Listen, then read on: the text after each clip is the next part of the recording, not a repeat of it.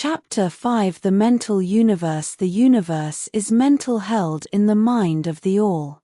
The Kybalion. The All is spirit. But what is spirit? This question cannot be answered, for the reason that its definition is practically that of the All, which cannot be explained or defined. Spirit is simply a name that men give to the highest conception of infinite living mind. It means the real essence, it means living mind, as much superior to life and mind as we know them, as the latter are superior to mechanical energy and matter. Spirit transcends our understanding, and we use the term merely that we may think or speak of the All. For the purposes of thought and understanding, we are justified in thinking of spirit as infinite living mind, at the same time acknowledging that we cannot fully understand it. We must either do this or stop thinking of the matter at all. Let us now proceed to a consideration of the nature of the universe, as a whole and in its parts. What is the universe? We have seen that there can be nothing outside of the All. Then is the universe the All? No, this cannot be, because the universe seems to be made up of many, and is constantly changing, and in other ways it does not measure up to the ideas that we are compelled to accept regarding the All, as stated in our last lesson. Then if the universe be not the All, then it must be nothing. Such is the inevitable conclusion of the mind at first thought. But this will not satisfy the question, for we are sensible of the existence of the universe. Then if the universe is neither the All, nor nothing, what can it be? Let us examine this question. If the universe exists at all, or seems to exist, it must proceed in some way from the All, it must be a creation of the All. But as something can never come from nothing, from what could the All have created it? Some philosophers have answered this question by saying that the All created the universe from itself, that is, from the being and substance of the All. But this will not do, for the All cannot be subtracted from, nor divided, as we have seen, and then again if this be so, would not each particle in the universe be aware of its being t.e. or the All could not lose its knowledge of itself, nor actually become an atom, or blind force, or lowly living thing. Some men, indeed, realizing that the All is indeed All, and also recognizing that they, the men, existed, have jumped to the conclusion that they and the All were identical, and they have filled the air with shouts of "I am God," to the amusement of the multitude and the sorrow of sages. The claim of the corpuscle that "I am man" would be modest in comparison. But what indeed is the universe, if it be not the All, not yet created by the All having separated itself into fragments? What else can it be? Of what else can it be made? This is the great question. Let us examine it carefully. We find here that the principle of correspondence, see lesson I, comes to our aid here. The old Hermetic axiom, as above so below, may be pressed into service at this point. Let us endeavor to get a glimpse of the workings on higher planes by examining those on our own. The principle of correspondence must apply to this as well as to other problems. Let us see. On his own plane of being, how does man create? Well, first, he may create by making something out of outside materials. But this will not do, for there are no materials outside of the All with which it may create. Well, then, secondly, man procreates or reproduces his kind by the process of begetting, which is self-multiplication accomplished by transferring a portion of his substance to his offspring. But this will not do, because the All cannot transfer or subtract a portion of itself, nor can it reproduce or multiply itself in the first place. There would be a taking away, and in the second case a multiplication or addition to the All, both thoughts being an absurdity. Is there no third way in which man creates? Yes, there is he creates mentally, and in so doing he uses no outside materials, nor does he reproduce himself, and yet his spirit pervades the mental creation. Following the principle of correspondence, we are justified in considering that the All creates the universe mentally, in a manner akin to the process whereby man creates mental images. And, here is where the report of reason tallies precisely with the report of the illumined, as shown by their teachings and writings. Such are the teachings of the wise men. Such was the teaching of Hermes. The All can create in no other way except mentally, without either using material, and there is none to use, or else reproducing itself, which is also impossible. There is no escape from this conclusion of the reason, which, as we have said, agrees with the highest teachings of the illumined. Just as you, student, may create a universe of your own in your mentality, so does the All create universes in its own mentality. But your universe is the mental creation of a finite mind, whereas that of the All is the creation of an infinite. The two are similar in kind, but infinitely different in degree. We shall examine more closely into the process of creation and manifestation as we proceed. But this is the point to fix in your minds at this stage. The universe, and all it contains, is a mental creation of the All.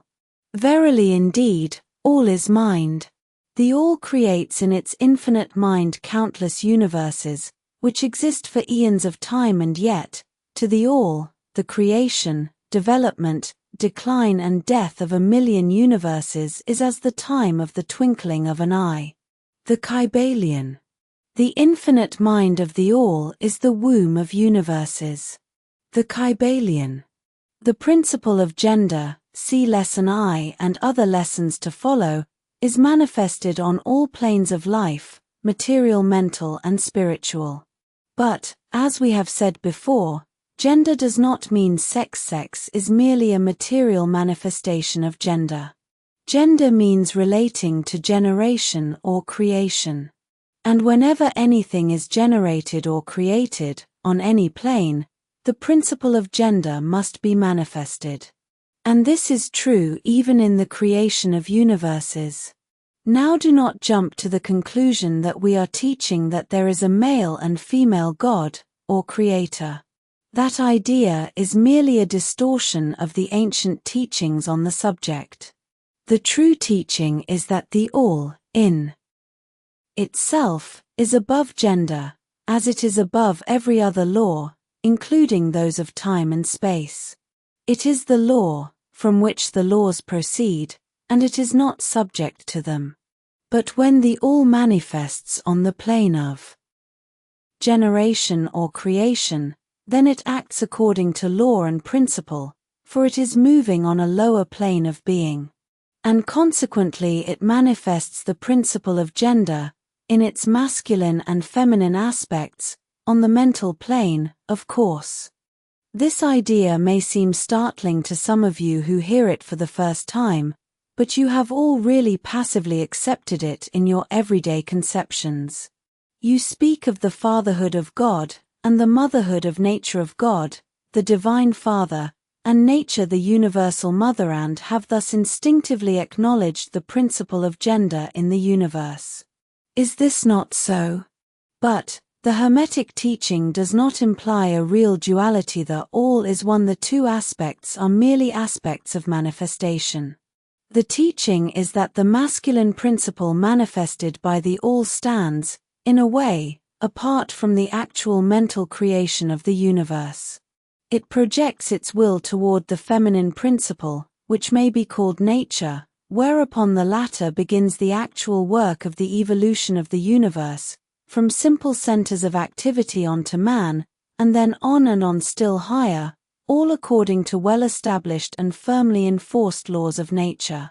If you prefer the old figures of thought, you may think of the masculine principle as God, the Father, and of the feminine principle as nature, the universal mother, from whose womb all things have been born. This is more than a mere poetic figure of speech, it is an idea of the actual process of the creation of the universe. But always remember that the All is but one, and that in its infinite mind the universe is generated, created, and exists. It may help you to get the proper idea, if you will apply the law of correspondence to yourself and your own mind. You know that the part of you which you call I, in a sense, stands apart and witnesses the creation of mental images in your own mind. The part of your mind in which the mental generation is accomplished may be called the me in distinction from the I which stands apart and witnesses and examines the thoughts, ideas, and images of the me. As above, so below, remember, and the phenomena of one plane may be employed to solve the riddles of higher or lower planes. Is it any wonder that you, the child, feel that instinctive reverence for the All, which feeling we call religion, that respect and reverence for the Father Mind? Is it any wonder that, when you consider the works and wonders of nature, you are overcome with a mighty feeling which has its roots away down in your inmost being? It is the mother mind that you are pressing close up to, like a babe to the breast. Do not make the mistake of supposing that the little world you see around you, the earth, which is a mere grain of dust in the universe, is the universe itself. There are millions upon millions of such worlds, and greater. And there are millions of such universes in existence within the infinite mind of the All. And even in our own little solar system there are regions and planes of life far higher than ours, and beings compared to which we earthbound mortals are as the slimy life forms that dwell on the ocean's bed when compared to man. There are beings with powers and attributes higher than man has ever dreamed of the gods possessing.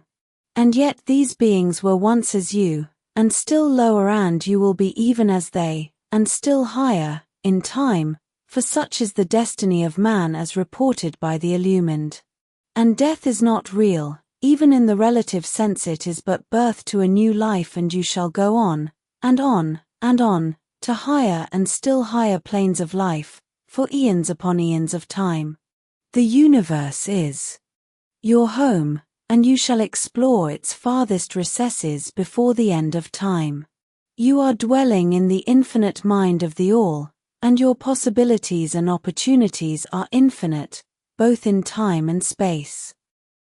And at the end of the grand cycle of eons, when the All shall draw back into itself all of its creations, you will go gladly, for you will then be able to know the whole truth of being at one with the All. Such is the report of the illumined, those who have advanced well along the path. And, in the meantime, rest calm and serene. You are safe and protected by the infinite power of the Father-Mother Mind. Within the Father-Mother Mind, mortal children are at home. The Kybalion. There is not one who is fatherless, nor motherless in the universe. The Kybalion.